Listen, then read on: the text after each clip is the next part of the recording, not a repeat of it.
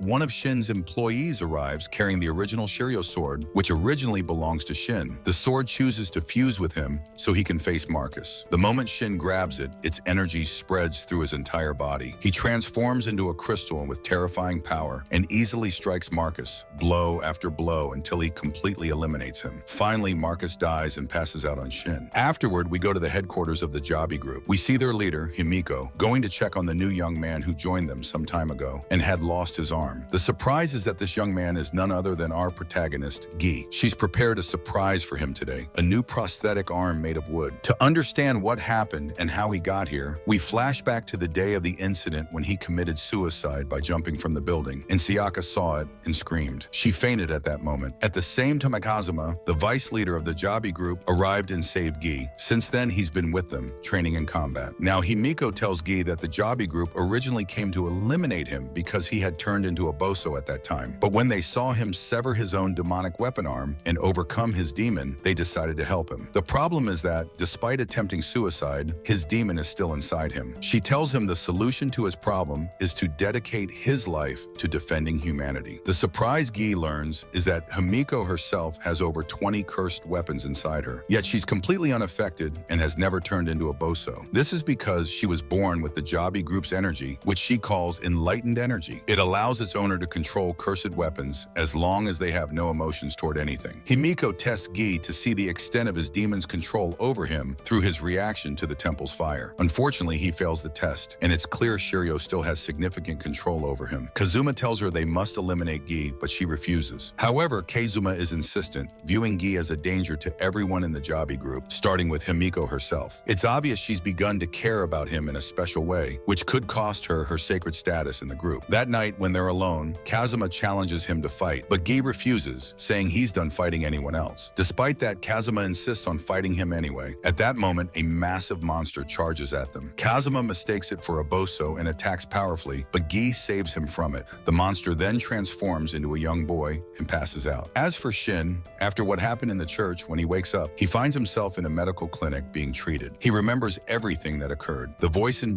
him urges killing, and he notices the changes appearing on him. Suddenly, Kiyoka is in front of him. The surprise is that she's with Shin's father, who turns out to be still alive from the day of the accident. Not only that, he's one of the founders of the Shushi Dai organization. He explains everything to Shin. From the day of the incident, when Grims appeared and killed the rest of the family, the father decided to dedicate his entire life to protecting humanity. But unfortunately, he never expected his son Shin to be overtaken by the sword and turn into a Boso. Of course, Shin is terrified and keeps begging his father to save him. The father reassures him, and they decide to use the new treatment the organization is developing, one that allows the crystal to fight the Boso. Although Kiyoka warns them that the treatment is still new and they haven't conducted enough experiments on it, the father decides to take the risk to save his son in time. They begin the treatment. As for the new Boso who entered the Jabi temple, after returning to his normal form, he introduces himself to Gi, thanks him for what he did, and says he saved him from Kazuma. His name is Koromaru. As usual, Kazuma tells the leader they must kill him because he's a Boso, but she objects again, saying he managed to control his demon and return to his normal form. The next day, when some young men harass Koromaru, Koromaru, and he's about to transform into a Boso, he refuses and controls himself. When Gi sees Koromaru able to control his demon, he's upset that he can't do the same. He makes a promise. If his demon ever takes over and he turns into a Boso, she should kill him and keep the Shurio sword inside her, along with the other weapons she's holding. The wonderful part is that, after Shin receives the new treatment, the weapon's influence completely disappears from his body. He regains full consciousness. When Kiyoka learns of this result, she's overjoyed and tells herself that this means she might be able to save her father Miora and return him to his human form again. But the problem is that Shin himself still feels Shurio inside him. When he goes to the weapons room, he sees the second copy of Shurio, the one the organization obtained after Gi discarded it. Suddenly, news spreads throughout the organization that Shin has taken the second copy of Shurio and escaped. This means the two Shurio copies have united together. When Kiyoka tries to send forces, to capture Shin, the shock is that Shin's father stops them and tells them that now Shin has gained immense power they won't be able to handle. The strange thing is that Shin finds himself in the Jabi temple, holding the Shurio arm he took from Shushidai. Gi hands it to his original owner. It was the arm that controlled him to bring it back to its owner again. But the surprise is that Gi grabs the arm and with all his strength throws it into the lake. He tells Shin he's done having any connection to this sword ever again. Suddenly, while they're talking, they hear a loud gunshot. They rush back to the Jabi temple quickly. The surprise is that they find a large number of students killed. Gi pushes Shin and Koromaru away from the man holding the gun. Unfortunately, the bullet hits his prosthetic arm and shatters it. At that moment, Koromaru transforms into a Boso to defend Gi. But the man with the gun also transforms into a Boso, and he's stronger than them. He manages to stab Koromaru and to knock him down. Kazuma gathers the remaining students and forms an energy ring around this savage Boso to stop him, but it's no use. He eliminates them all. Unfortunately, when Gi sees everyone around him dying, he snaps in rage. He pulls the arm out of the lake and flies it toward its owner, Gi, to reunite with him once more. Gi transforms into Shurio, defeats the monster, but unfortunately, at that point, Gi becomes a danger to everyone because he has turned into a Boso. It's clear this time Shurio has complete control over him. The surprise is that he even strikes Kazuma with the sword before escaping and leaving the place. Fortunately, Himiko manages to save Kazuma and treat him. The two of them bury the rest of the Jabi group who were killed yesterday in the battle. Kazuma keeps saying they should have killed Gi from the beginning. It's clear Himiko is truly saddened by Gi because now he has fully turned into a Boso. As she promised him, his fate will be by her hand. She will kill him. As for Shin, he suddenly wakes up terrified from the nightmares he's having. He feels there's still a monster inside him and the treatment didn't work. But he refuses to give in to the idea and gets up to go to school because he wants to meet Sayaka. It's clear he's starting to fall in love with her. Since he knows nothing about Gi's death in front of Sayaka, he tells her he saw him yesterday. Sayaka's face changes and she asks where and how he saw him when he's supposed to be dead. At that moment, Shin senses that despite all the care he's giving Sayaka, she loves Gi more than him. This angers him and makes him yell at her. She gets scared and runs away. Then he feels the anger starting to control him more than before. This means the demon is indeed still inside him, and the treatment isn't working as he thought. Meanwhile, in the Shushidai organization, they prepare to release a new group of crystals for a mission to kill Jalt Gun. Kiyoka asks the leaders to allow them to use the new treatment on Jalt Gun because she believes it will return her father to normal. But they refuse, saying he must die because he's become an embarrassment to their organization. Kiyoka wants to save her father, so she decides to go to the lab, steal the treatment, and cure her father herself. Indeed, she succeeds in stealing the drug and goes to the place where Jalt Gun is fighting the organization's men. No one can handle him. She gets the right moment and manages to inject him with a needle gun containing the treatment. Suddenly, Jalt Gun collapses to the ground. The surprise is that Miora does regain consciousness. He recognizes his daughter, understands what happened, and realizes Jalt Gun and abduction had been controlling him all these years. The forces arrive to arrest them and put them in a vehicle. But on the way, the group leader decides to finish off Miora and even his daughter Kiyoka if she resists. When Kiyoka notices this, she tries to help her father escape, but the shock is that Jalt Gun returns once more, thrusts his sword into her, and kills her. This confirms the doubts about the drug. It doesn't cure Bosos as they expected. The strange thing is that when we return to Gi, we find him starting to destroy the city. In addition,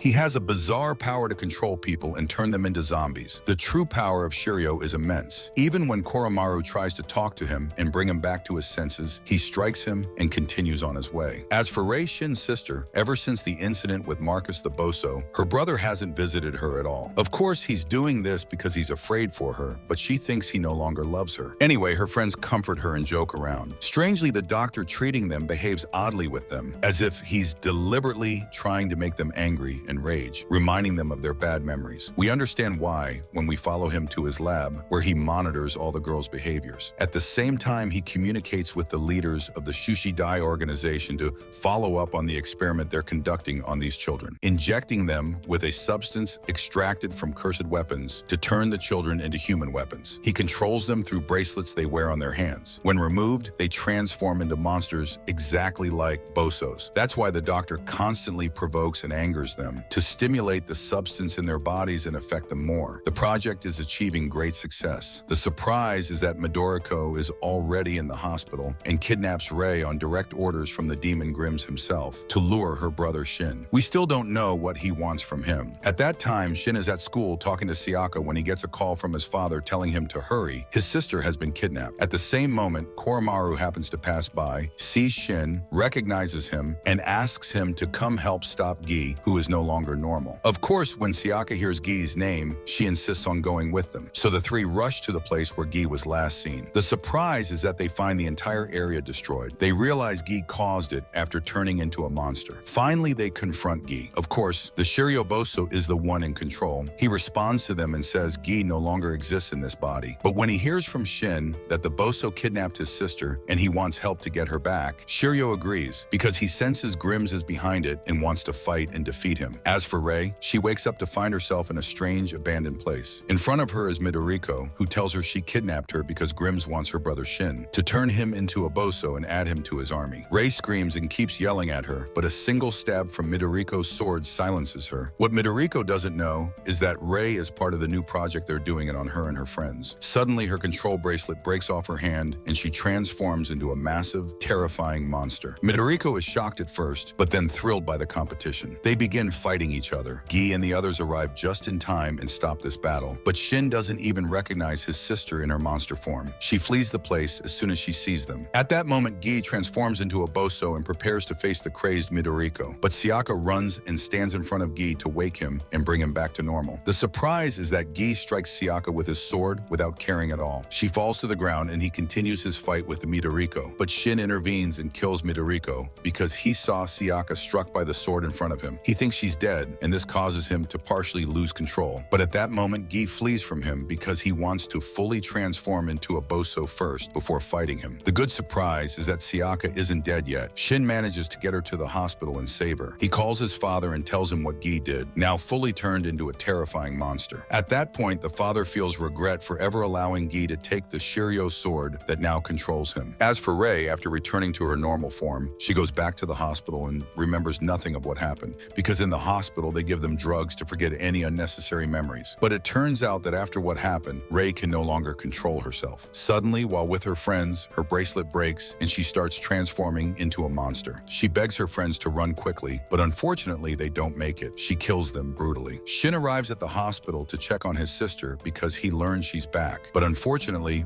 by then Rei has killed her doctor before escaping. When Shin arrives, he finds everyone killed and his sister missing. She continues out in the street killing people. At that moment, Gi sees this terrifying monster killing people. He confronts her, strikes her, and at that point, Rei returns to her normal form. Unfortunately, Shin arrives at the exact same moment and sees Gi striking his sister. He decides to take revenge for his sister and for Sayaka from Gi. The battle begins between them, which Rei uses to escape so her brother won't see her after becoming a monster. He tries to follow her, but she hides from him and tells him she hates him. Shin doesn't understand anything about what's happening with his sister or with Sayaka, who, after waking up and recovering, asked him to find Gi because she urgently needs to meet him. When Shin goes to his father and tells him what happened, they learn he wants to remain a crystal to fight Bosos. The strange thing is that his father tells him they found a terrifying monster attacking the hospital before Rei disappeared. Of course, they don't say it was her herself. The surprise is that the leaders of the Shushidai organization discover the horrifying project being conducted in the hospital, turning children into Bosos. The one responsible for it is Shin's father. Personally, the one named Matoba, who is in charge of this, has gone completely insane ever since he lost his wife because of the Bosos. He's now convinced that humans have no chance against the Bosos. That's why he's currently working to turn all humans into Bosos. When he finds the organization's leaders disagreeing with his mad plan, it turns out he had already prepared a coup to take control of the organization. He sends people to eliminate them. As for Sayaka, she manages to locate Gi and goes to meet him. But before she arrives, the gun demon, who wants to settle the score from their last battle, gets there first. A fierce fight begins between them. At that moment, Himiko arrives, stops the battle, and eliminates the gun demon. Suddenly, Shin appears with Koromaru. They've come to free Gi from the demon controlling him. Sayaka tries to stop this fight, protects Gi, and tells them it's her fault from the beginning. She's the one who cut off his arm and let her father attach the Shurio arm instead. But it turns out Shin starts to get angry because, despite everything he's done, Sayaka loves Gi. He loses his temper. Of course, Gi doesn't understand what's happening since he's in Boso form. Sayaka simply stands in his way, and he goes to fight Shin. The surprise is that Rei, in her monster form, appears. She attacks her brother and charges at Gi.